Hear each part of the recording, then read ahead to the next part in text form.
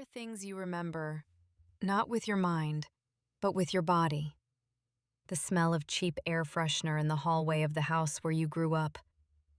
The sound of a key turning in a lock that still tightens your stomach even 20 years later. Your mother's voice.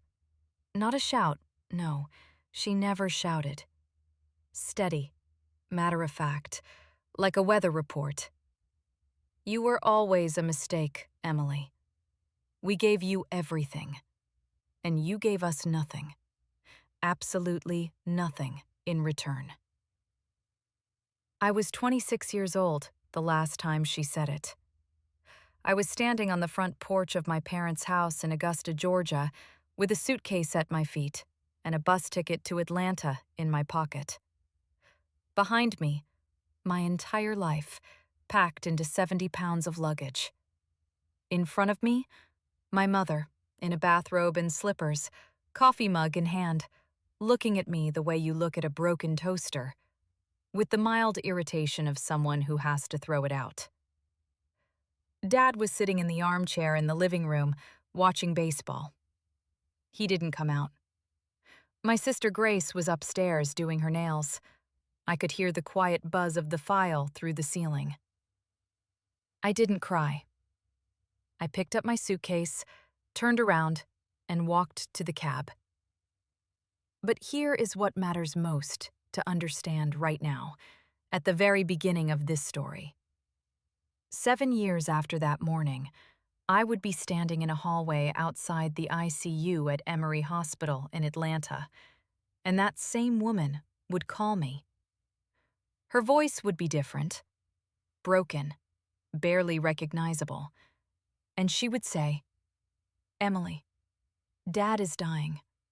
You're the only one who can help." And that is when the real question would arise. Not whether I had forgiven them, not whether they deserved it, but who I had become in those 7 years, and whether I could live with myself if I said no. But that comes later. First, the very beginning. I was born in Augusta, Georgia, in November of 1992, the year my father had just lost his job at the plant. My mother was 6 months along and convinced she was carrying a boy, and the insurance covered exactly half the cost of the delivery. When I arrived, a girl, the second one, unplanned, my father, according to family legend, said only, "Well, I guess that's how it is." My mother used to tell that story at dinner parties, like a joke, like a charming little family anecdote. She would laugh, and the guests would laugh, and I would sit at the table thinking, this is funny for everyone except the person the story is about. Nobody hit me. Nobody locked me away. It was all far subtler than that, and because of that, far more damaging. I was simply not seen. Not as a person. As background. Before I go on, if any part of this story feels familiar, leave a comment below. I read every single one. And subscribe if you want to hear how it ends. Because there is an ending, and it is nothing like what you might expect. Let me tell you about a birthday. I was turning 10.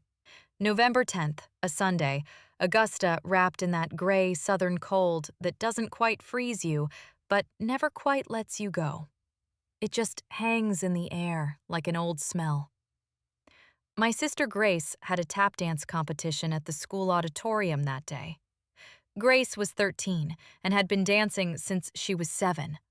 Brilliantly, I'll admit. She had what teachers call natural grace. My parents spoke about grace the way people speak about a rare and fragile thing they're afraid to drop. Mom spent the morning ironing her costume, white with silver sequins. Dad polished her shoes. I set the breakfast table, washed the dishes, fed our dog Baxter, and sat down to work on my math homework. One thought kept circling in my head. Maybe they remembered. Maybe Mom had baked a cake last night and hidden it in the back of the fridge. Maybe Dad had picked something up on his way home from work on Friday. They left at 11. Mom paused in the doorway and said, "There's chicken soup in the fridge. Heat it up for lunch. We'll be back by evening." The door closed. I sat at the kitchen table until noon, listening to the silence. There was no cake in the fridge. Dad came home around 9 that night. He was in a good mood. Grace had placed second, her best result yet. He dropped a Hershey bar on the table, the kind that costs less than $1 at any grocery store, and said, without looking at me, "Happy birthday. You're still alive, aren't you?" I took the chocolate bar, said thank you, went to my room. That was the system. Not cruelty, indifference. Cruelty, at least, you can understand. You can push back against it. Indifference gives you nothing to push against. It just slowly convinces you that you are furniture. In our house, Grace was the future. She got dance lessons, new sneakers every school year, a trip to Disney World for her 14th birthday. Dad drove her to practice in any weather, sat in the front row at every performance, filmed everything on a camcorder he bought specifically for that purpose. I helped around the house, cleaned, cooked on weekends, did laundry. Not because anyone forced me outright, just because if I didn't, no one would notice it hadn't been done. And if someone did notice, they always looked at me. In 3rd grade, our teacher asked us to write an essay. What kind of person do you want to be? I wrote, I want to be a doctor, so I can help people when they are hurting. Because when someone is hurting, it matters that there is someone there. The teacher gave me an A and wrote in the margin in red pen, "Emily, you have a big heart." I kept that essay until I was 18. It was the only kind thing anyone had ever put in writing about me. In 9th grade at Richmond County Middle School, I discovered math. Not as a subject, as a language. Equations didn't lie. Numbers didn't pretend. A problem either solved or it didn't. And if you did everything right, the answer was right regardless of whether anyone liked you. Miss Harrington taught second-level algebra and looked at her students the way teachers at public schools rarely do, like people who had something real going on inside them. One day after class, she asked me to stay behind and said, "Emily, do you know the State Math Olympiad is in April? You should try." I said I'd think about it. When I mentioned it at dinner, Mom shrugged. "If you want to waste your time, go ahead."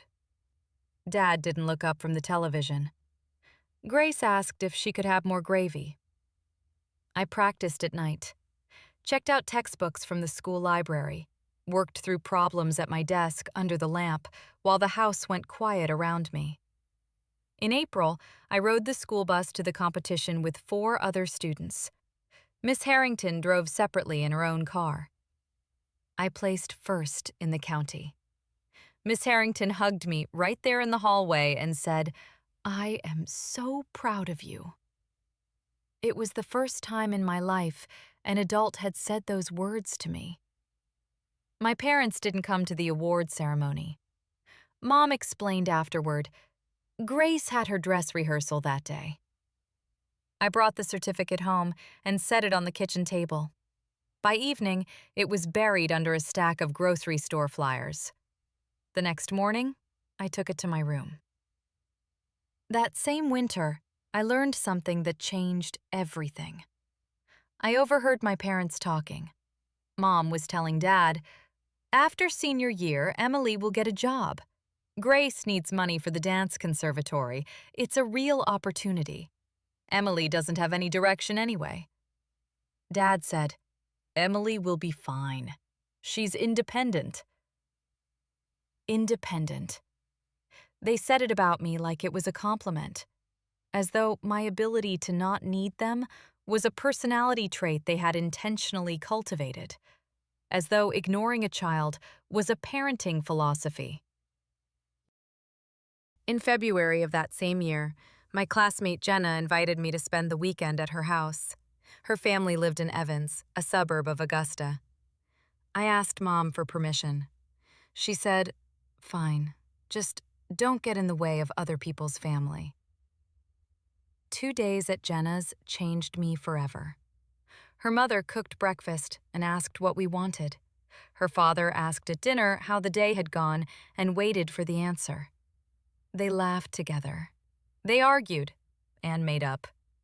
They noticed each other. I came home Sunday evening and found Mom watching TV.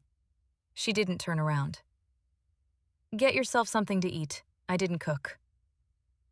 I went to the kitchen, made myself a peanut butter toast, and understood with absolute clarity. What Jenna had, that was normal. What I had was not. And I understood something else. I understood that I would leave. I didn't know yet when or how, but I knew for certain. I was 18 years and 3 weeks old when I left home. Not in a fit of rage, calmly. That matters, because people who don't understand stories like mine always look for the explosion, the final argument, the door slamming. But I had already spent everything I had on explosions back in childhood. Silently, in the privacy of my room, with no audience and no effect.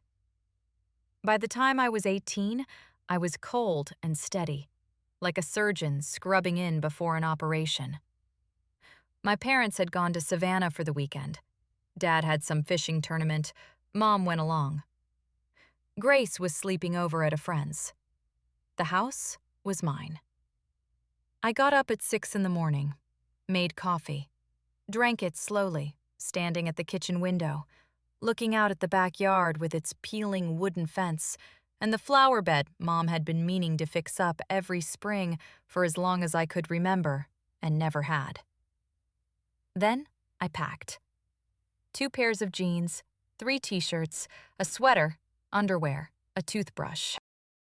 Documents: birth certificate, social security card, my high school diploma that had arrived in the mail 2 weeks earlier and that no one in the family had bothered to open, the Math Olympiad certificate, $712 in cash.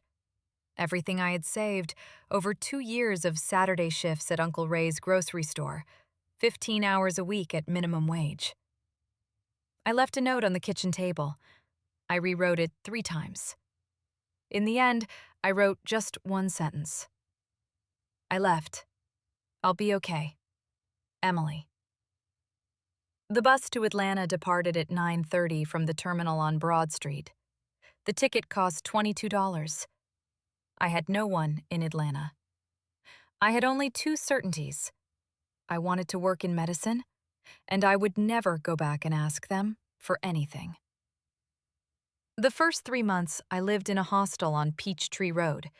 $18 a night, 6 beds to a room, a shared bathroom, the smell of other people's lives and other people's troubles.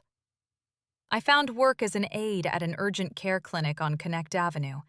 40 hours a week, $12 an hour, no benefits. I cleaned rooms, changed linens, pushed gurneys, held the hands of elderly patients who had no one else to hold them.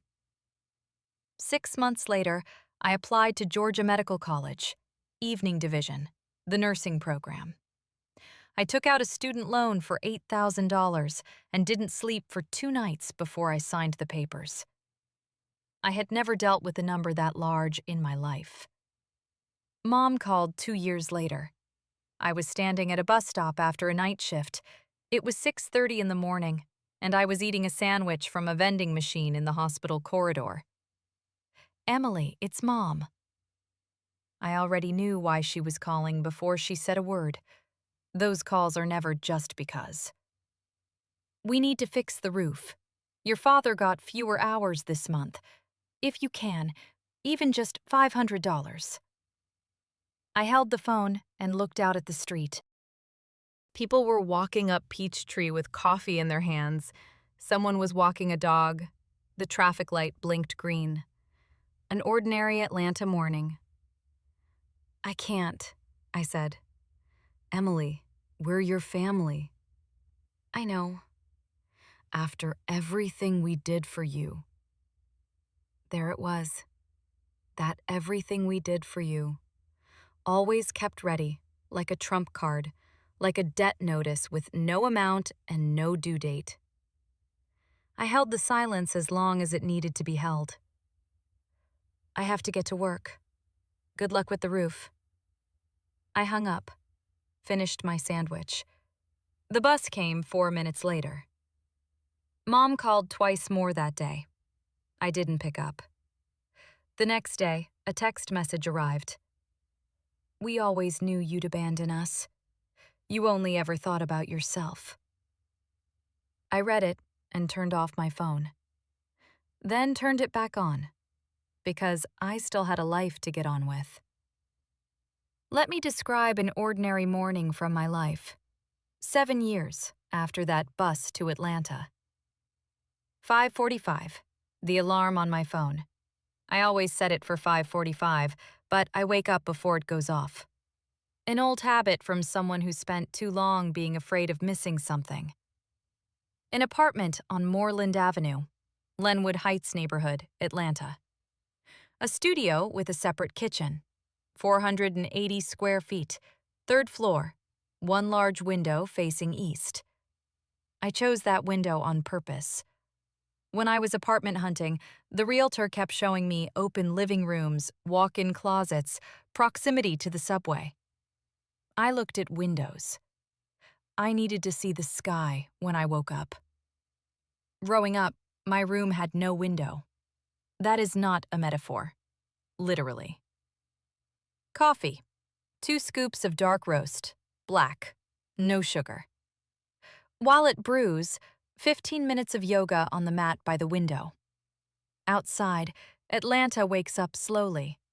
First, the sky turns gray, then orange, then that sharp, clean blue that only happens in the South in November.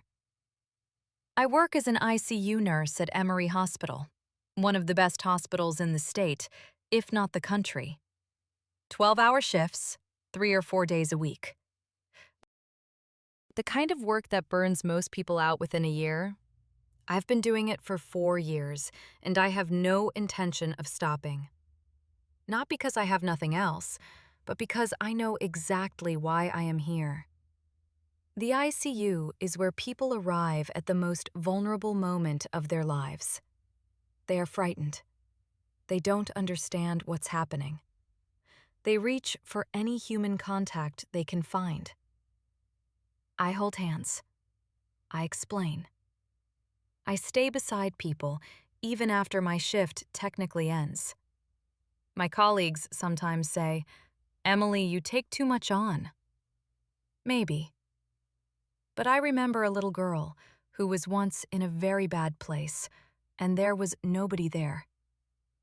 I don't want anyone in my unit to feel that way. Then there's Anton. Anton McCall, 32 years old, a structural engineer from Decatur.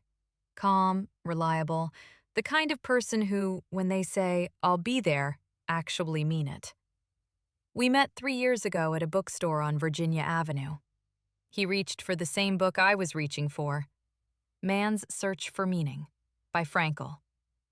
We both laughed. Then we had coffee across the street. Then again. Then again after that. Anton knows my story. I told him everything in the 3rd month, not because the timing was right, but because I don't know how to build closeness on silence. He listened, didn't interrupt, didn't say, "Everything will be fine," and didn't try to explain my family to me better than I know them myself. When I finished, he took my hand and said, "You are incredibly strong, and you deserve every good thing that's happening to you." I still remember what that cafe looked like in that moment. Autumn light in the window. A cup of tea gone cold. His hand on mine. The life I had built was a good one. Not perfect. There are no perfect days in the ICU, and inside my head, there were still shadows that refused to leave. But it was mine. Honestly earned. Real. On the Wednesday that Grace called, I was driving home from a night shift. It was early November, my birthday in 2 days. 33 years old. Anton had already made a reservation at a restaurant I'd been wanting to try for a long time. I saw her name on the screen and stopped right there in the hospital parking lot. Grace hadn't called in 3 years. 3 years. Not a word. And now, a call at 6 in the morning. I answered. Her voice was different. Not the confident, slightly condescending voice of an older sister that I had always known. It was quiet, almost unrecognizable. Emily. A pause. Dad is in the hospital. A heart attack. The doctors say he needs surgery. We don't know what to do. Mom doesn't understand what's happening. Emily, you're in medicine. You could... She didn't finish. She just waited. I looked out at the parking lot. Gray asphalt, white lane markings, morning fog hanging over the rooftops of the cars. Somewhere above Atlanta, it was beginning to get light. 7 years. 7 years I had built my life from nothing. 7 years without a single call asking how I was doing. And now? Surgery needed. They don't know what to do, and you're in medicine. I held the phone in silence long enough for that silence to become an answer on its own. But I did answer. And that answer changed everything. Here is something nobody tells you about the people who hurt you most. They never call to apologize. They call when they need something. Grace's voice on the other end of that line was the voice of someone who had rehearsed what she was going to say and then forgotten it the moment I picked up. She gave me the facts in pieces, the way you hand someone broken glass. Carefully, like she wasn't sure how much I could hold before I dropped it. Dad had collapsed in the kitchen 2 nights before. Mom had found him on the floor by the refrigerator, one hand reaching toward the counter. She'd called 911, and by the time the ambulance reached Augusta General, he was already in critical condition. They had stabilized him, but the cardiologist on call had been direct with them. The damage to the heart muscle was significant. He needed a procedure that the hospital in Augusta was not equipped to perform. A specialized catheterization with stenting, the kind that required both the equipment and the surgeon that Augusta General simply did not have on staff. They gave us a list of hospitals, Grace said, but Emily, we don't know how any of this works. Mom keeps asking the nurses questions, and they give her answers, and then she calls me and asks me the same questions again because she didn't understand. And I don't know what to ask them. I don't know what any of it means. I was still standing in the hospital parking lot. The engine of my car was running. I had my hand on the steering wheel, and I wasn't moving. 7 years ago, I had left Augusta with $712 and a suitcase, and a note on the kitchen table that nobody had called to acknowledge. In those 7 years, I had put myself through nursing school, worked my way up from aide to ICU staff nurse at one of the most demanding cardiac units in the state of Georgia. I had learned to read EKGs in the dark, to spot the early signs of cardiogenic shock before the monitors caught up, to talk to terrified families in language they could actually understand at 3 in the morning when the doctor had already moved on to the next room. And now, my sister was calling me not to say, "I'm sorry," or "I missed you," or happy early birthday. She was calling me because the knowledge I had built with my own hands, on my own time, with my own money, was suddenly useful to them. I want to be honest about what I felt in that moment. It wasn't noble. It wasn't clean. There was anger, a deep, quiet anger of the kind that has been sitting in a drawer for years and is somehow heavier each time you open it. There was something that felt uncomfortably close to satisfaction, the ugly kind, the kind you are ashamed of but can't quite extinguish. And then there was something else underneath all of it, something that I recognized but didn't want to name yet. I knew who to call. That was the thing. I knew exactly who to call. Dr. Raymond Ashby had been one of the attending physicians in our unit for 6 years. He was also one of the top interventional cardiologists in the Southeast. 3 months earlier, he had performed a procedure on a 68-year-old man from Macon who had been turned away from 2 other hospitals before landing at Emory. The man had sent a card to the unit afterward. Dr. Ashby had pinned it to the corkboard in the break room. I knew what my father's situation likely required. I knew which questions to ask the Augusta General team to confirm it. I knew that if the diagnosis was what I suspected, the window for intervention was not wide, and every hour of confusion and unanswered questions in Augusta was an hour they couldn't afford. I also knew I didn't owe them any of this. I sat with that knowledge for a long moment. The fog was lifting off the parking lot.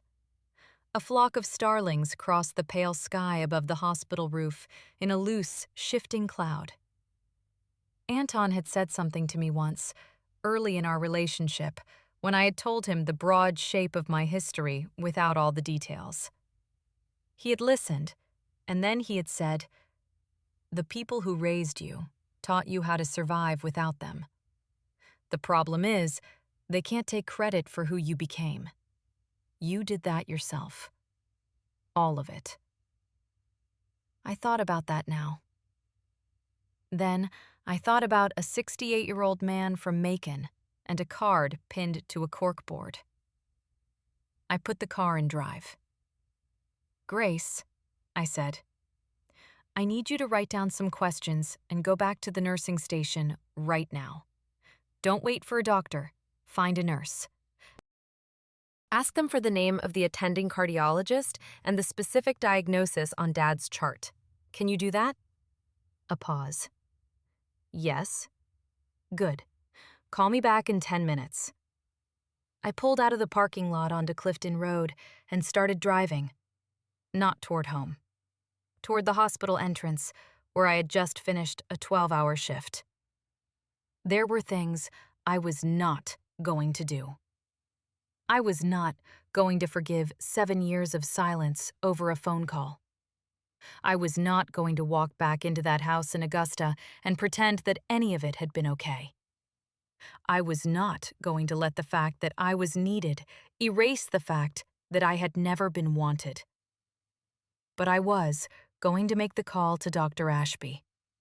Because the person my father had failed to raise, the person I had become entirely on my own, was someone who did not let people die over old debts. That was not their doing. That was mine. And I was not going to give them credit for it. I had not been back to Augusta in 7 years. I want to say that the drive down I-20 was dramatic in some cinematic way, that the closer I got, the more something stirred in my chest, the way it does in movies when the character returns to the place that shaped them and the music swells and the landscape becomes meaningful. But it wasn't like that. The highway was the highway. The flat Georgia pines were the flat Georgia pines. A Waffle House appeared and disappeared, like every other Waffle House on every other stretch of interstate in the South. What I noticed most was how ordinary it all was. and how strange it felt to have that ordinariness mean so little now, when once this road and this sky and this particular quality of southern afternoon light had been the entire world I knew. I had arranged everything before I left Atlanta. Dr. Ashby had been available. It was a Saturday, and I had reached him on his cell, which he had given to the nursing staff for clinical emergencies. When I explained the situation, he asked me 3 precise questions. I gave him 3 precise answers. He said, "If the lesion is where you're describing, this is straightforward. Get me the imaging reports and I can review them tonight. We can talk about a transfer protocol in the morning." I had called Grace back and walked her through what to ask for and how to ask for it. She had gone to the nurse's station. It had taken 40 minutes and 2 separate conversations with the attending before anyone produced the correct paperwork. But Grace had stayed, and she had asked the questions I gave her, and she had not backed down when the first nurse told her to wait and see.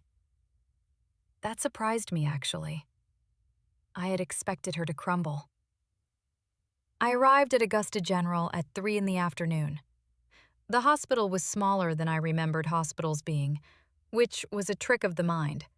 I had simply spent 7 years in much larger ones.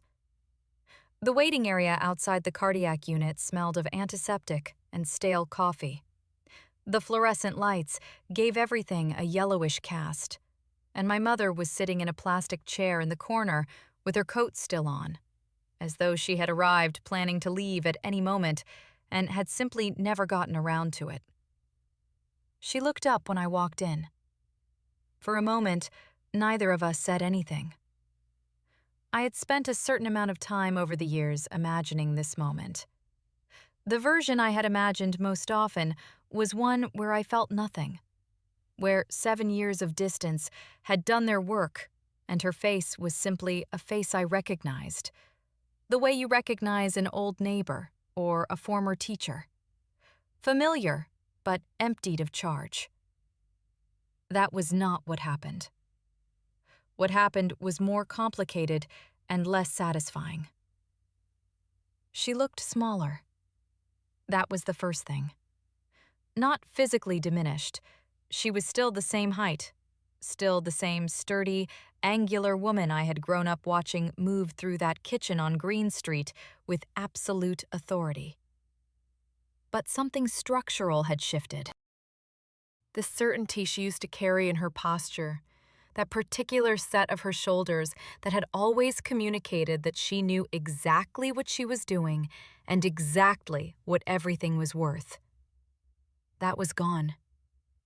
She looked like someone who had just been informed that the ground under her feet was not what she had always believed it to be. "You came," she said. Not, "Thank you." Not, "I'm sorry for what I said." Just, "You came." The way you'd say it about a repairman you had called and half expected not to show up. "Yes," I said. "I came." I did not hug her. She did not move to hug me. We held that distance, the way 2 people hold a distance when neither of them knows yet what crossing it would mean. Grace was down the corridor, talking to a nurse. When she saw me, she stopped mid-sentence. She had cut her hair since I'd last seen her. It was shorter now, practical, nothing like the highlighted layers she'd worn all through our 20s. She looked tired in the specific way that mothers of young children look tired. I knew she had 2 kids, both under 5. I knew her marriage had ended 2 years ago. I knew she was working as a shift supervisor at a department store in North Augusta. I knew all of this the way you know things about people you follow from a careful distance. I'd looked her up once, on a night when the wondering had gotten louder than I could quiet it, and then I'd put the phone down and not looked again. She walked over to me, stopped about 2 feet away. "Emily," she said. And then, "Thank you." for coming." I nodded.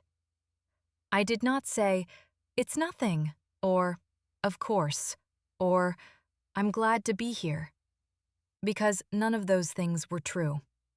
And I have spent too much of my life saying things that weren't true in order to keep the air comfortable. I said, "Tell me what they've told you so far. Everything, from the beginning. Don't leave anything out." And Grace told me, and I listened. And while I listened, I was also, underneath the listening, feeling something I had not expected to feel, standing in this particular corridor, in this particular hospital, in the city I had left at 18 with a one-way bus ticket and never looked back. I was needed here. Not as an afterthought, not as a convenience, in the specific, irreplaceable way that 7 years of hard and deliberate work had made me someone who could walk into a situation like this and know, clearly, immediately, without doubt, exactly what needed to happen next. They had called me because they were desperate. I understood that. I was not confused about their motives. But I was here because I had chosen to be. And that distinction between being used and choosing to show up was the only one that mattered to me now. I asked Grace to take me to the nursing station. She led the way. I followed. I had a job to do. The transfer to Emory was approved by Sunday morning. I won't detail every step of it, the calls, the paperwork, the insurance pre-authorization that took 2 hours and 3 separate phone conversations to untangle, the transport coordinator who initially told me the earliest available transfer slot was Tuesday, and to whom I calmly explained, in clinical language precise enough that she understood I was not guessing, why Tuesday was not an option. By 11 that Sunday morning, my father was in an ambulance heading north on I-20 toward Atlanta, and I was following in my car, with my mother in the passenger seat and Grace in the back. My mother did not speak for the first 40 minutes of the drive. She sat with her hands folded in her lap and looked out the window at the passing highway with an expression I could not read. Grace had fallen asleep in the back seat almost immediately. The particular collapse of someone who had been running on adrenaline for 48 hours and had finally found a container safe enough to let go in. It was my mother who spoke first.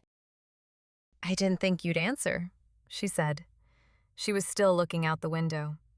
I kept my eyes on the road. "I know." Another long silence.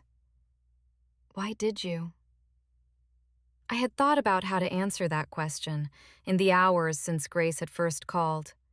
I had turned it over the way you turn over something heavy, checking it from each angle, testing its weight.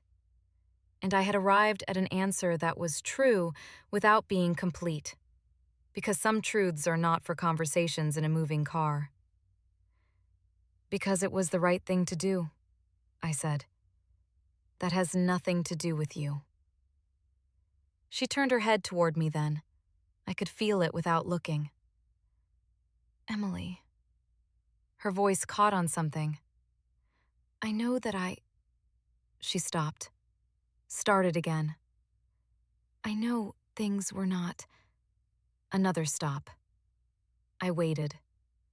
I have learned in the ICU that sometimes the most important thing you can do is resist the impulse to fill a silence. People need the space to find their own words, even when, especially when, they have spent a lifetime avoiding them. "I don't know how to do this," she finally said, very quietly. "I don't know how to say what I need to say."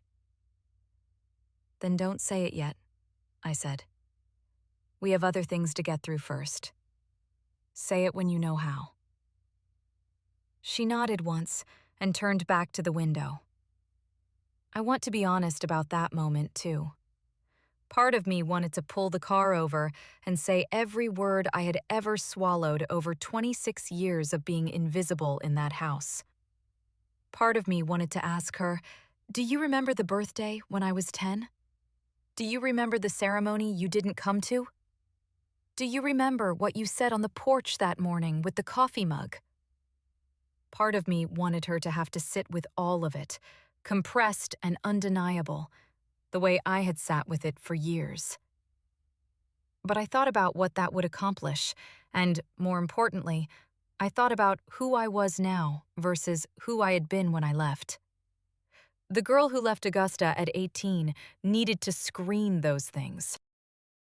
The woman driving north on I-20 at 33, following an ambulance that was carrying her father to a hospital where she had arranged his care, did not need to scream anything. She had already won everything she needed to win. There would be time for the harder conversation. Tonight was not it. Dad's surgery was scheduled for 6 the following morning. We arrived at Emory at 2 in the afternoon, and by 4 he had been assessed, prepped, and settled into a room in the cardiac unit. My unit. The ward I walked every shift. The hallways I could navigate blind. 2 of my colleagues were on duty when we arrived. They greeted me by name, and I saw my mother notice it, and I saw something shift in her face. I stayed at the hospital until midnight. I sat in the waiting room with Grace and my mother, and I answered their questions, and I translated the medical language into plain English. And when my mother got up to use the restroom, Grace moved to the seat next to me and said in a low voice, "I need to tell you something." I looked at her. "I knew," she said. "When we were growing up, I knew it wasn't fair.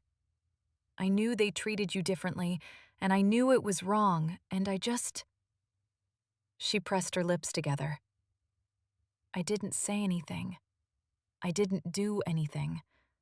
I just let it happen, because it was easier for me that way." And I've thought about that a lot these past few years. I've thought about it a lot. The waiting room was quiet around us. A television in the corner was muted, showing the late news. Someone's family was asleep in the row of chairs by the window. "Why are you telling me this now?" I asked. "Because I don't know if I'll get another chance," she said. "And because you showed up today when you had every reason not to. And I needed you to know that I know what that cost you. I know what we cost you." I looked at my sister. This tired, shorter-haired, honest version of a woman I had once known as the girl with the silver sequins and the tap shoes and all of our parents' attention and all of the futures I had been quietly denied. I did not tell her it was okay.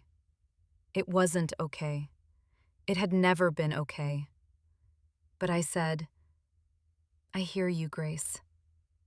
And I meant it. The surgery the next morning took 4 hours and 11 minutes.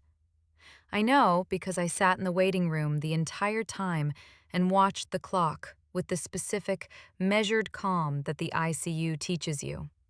The ability to sit with uncertainty without coming apart, to hold a vigil without catastrophizing, to simply be present in a difficult hour without demanding that it be anything other than what it is. When Dr. Ashby came through the doors at 10:17 in the morning, he was still in his surgical cap. He looked at all of us and he said, "He did well. The procedure went exactly as planned. He's in recovery and he should be in a room within a couple of hours." My mother made a sound I had never heard her make before. Grace grabbed my hand. Dr. Ashby looked at me and said, "Your daughter made the call that got him here in time. I want you to understand that. If she hadn't been persistent about the transfer on Saturday night, we would have been looking at a very different outcome on Monday morning." My mother looked at me. I looked back at her. Neither of us said anything. but something had been said anyway, in that particular silence, that no one in that waiting room could take back. He was awake by early afternoon. I went in alone first, not because anyone asked me to. Grace offered to come. Mom was standing by the door ready to follow, but because I needed a moment with him before the room filled up with the noise of relief and gratitude and everything that families do when the worst has been narrowly avoided. I needed a moment that was just the two of us, just the truth of what was between us, undiluted. He looked the way people look after cardiac surgery, pale, diminished, connected to monitors whose quiet, rhythmic beeping I recognized the way a musician recognizes a tempo. His hands on the blanket were the hands of an older man, and that was the thing that caught me off guard, the thing I had not prepared for. My father was old now. The large, certain, armchair and baseball presence of my childhood had become this: a small figure in a hospital bed with an IV line in his left arm and a pulse oximeter on his finger, and the particular fragility of someone who had just been opened up and repaired and was still in the process of understanding what that meant. He turned his head when I came in. His eyes were slow from the anesthesia, but they found me. For a long time, he just looked at me. I stood by the door with my hands at my sides and let him look. Then he said, "You came." The same words my mother had used in the Augusta waiting room, and yet completely different. Because in my mother's voice, there had been something guarded, something holding itself in reserve. In my father's voice, there was nothing in reserve. It was the bare fact of it, stripped of everything else. "You came." "Yes," I said. "I came."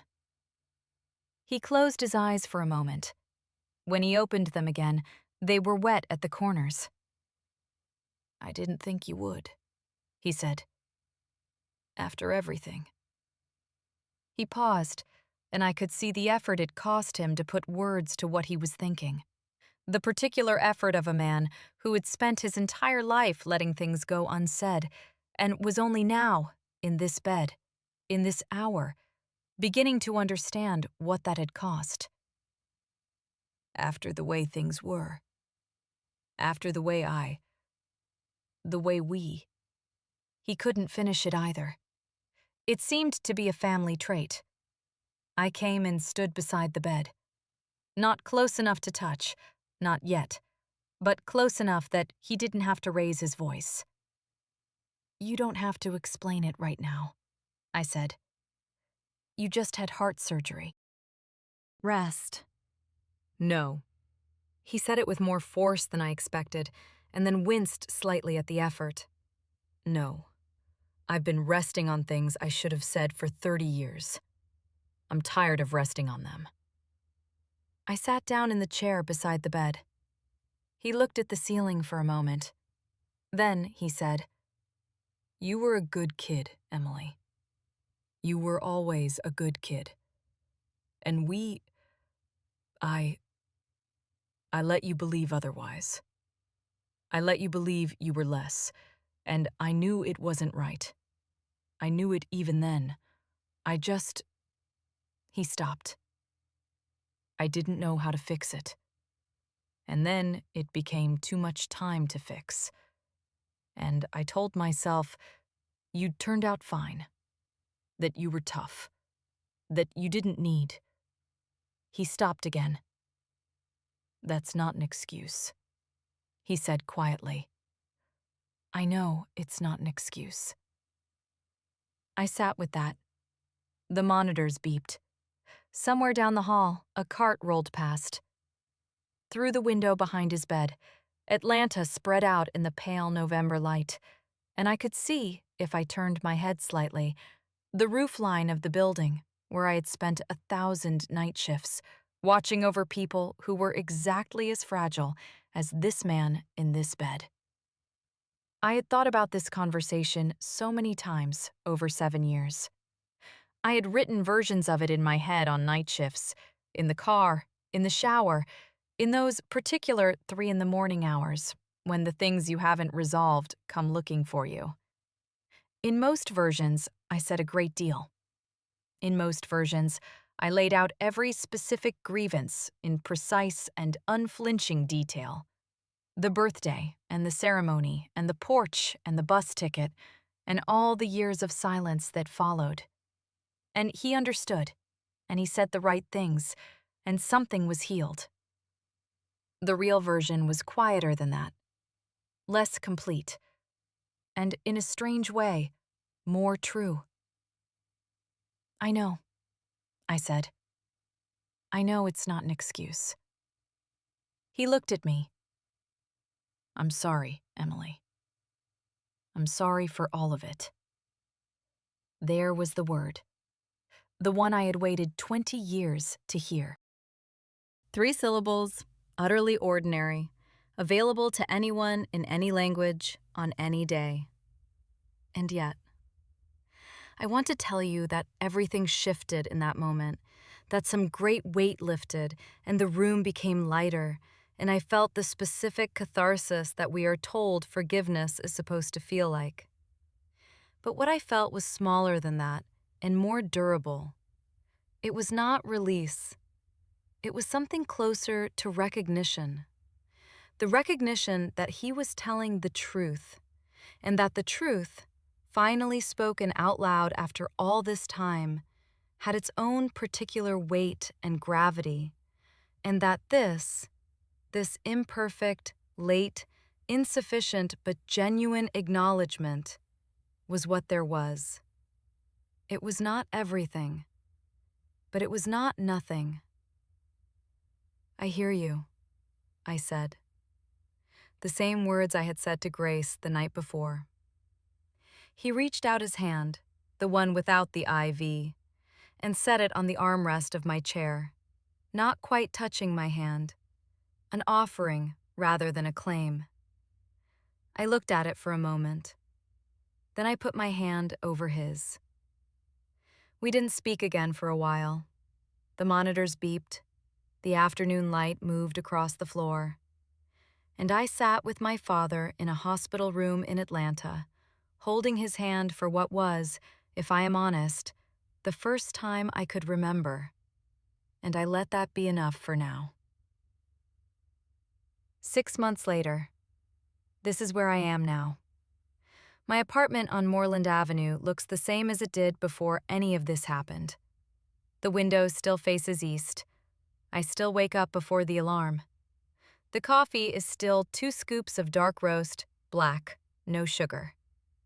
But something in the quality of the mornings has changed.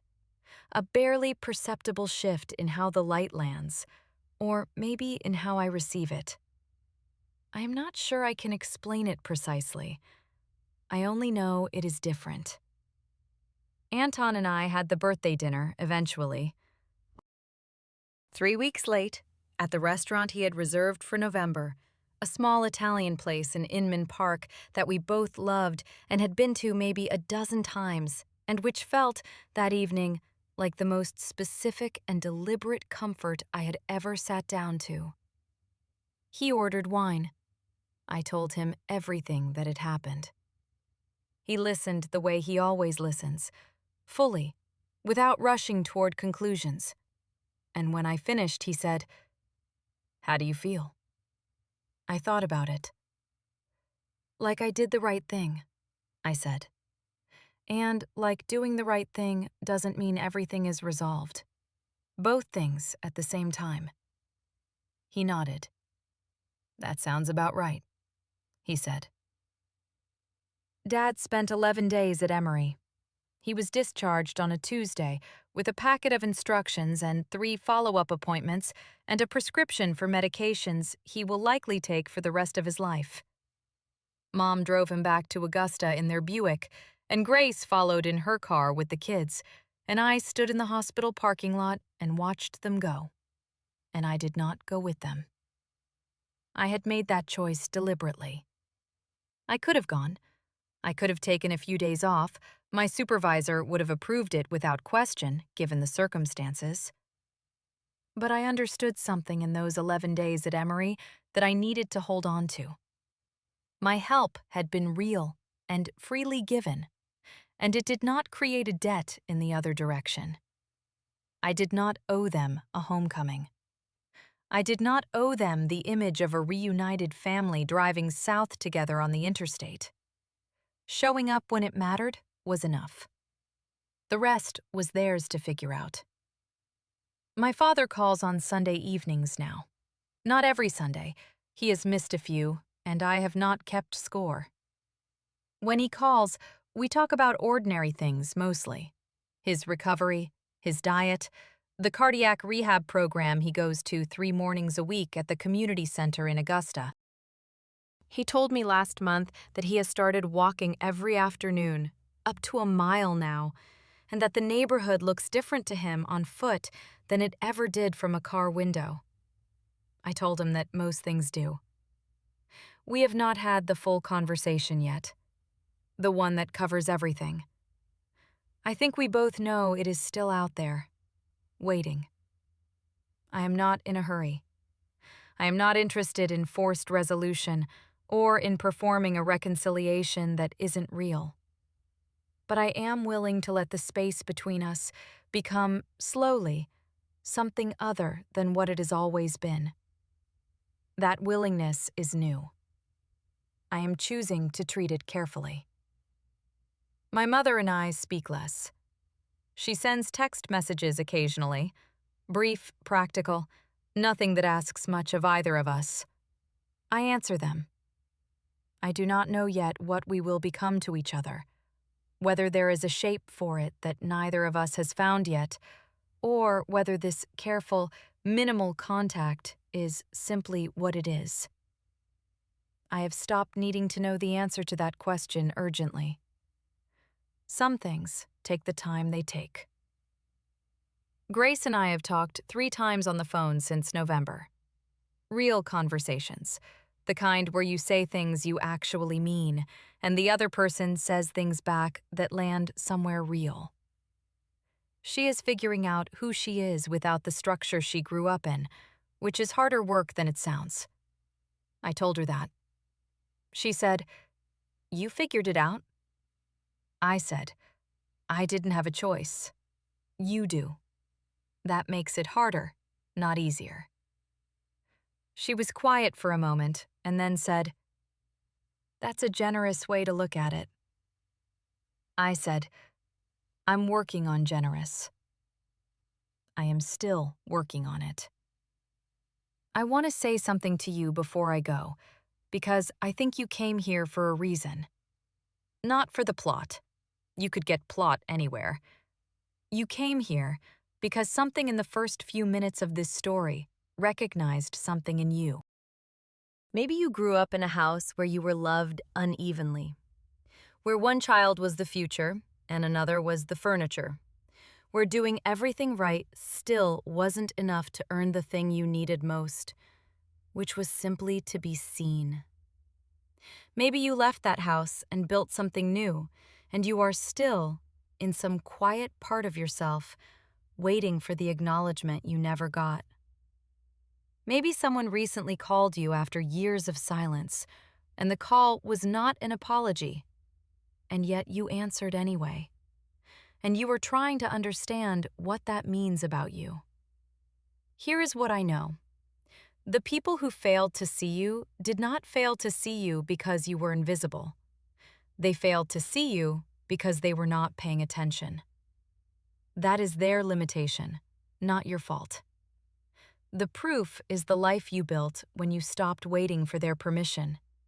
The work you put in, the skills you earned, the quiet, ordinary, radical act of showing up fully in a world that told you at the very beginning that your arrival had been inconvenient. You are not the mistake. You never were. You are the one who shows up when it matters. And somewhere, in a waiting room, in a hospital corridor, in a conversation that happens too late but still happens, Somebody is going to look at what you have become and understand, finally, what they had all along. My name is Emily, and for the first time in my life, I know exactly who I am. Thank you for staying until the end.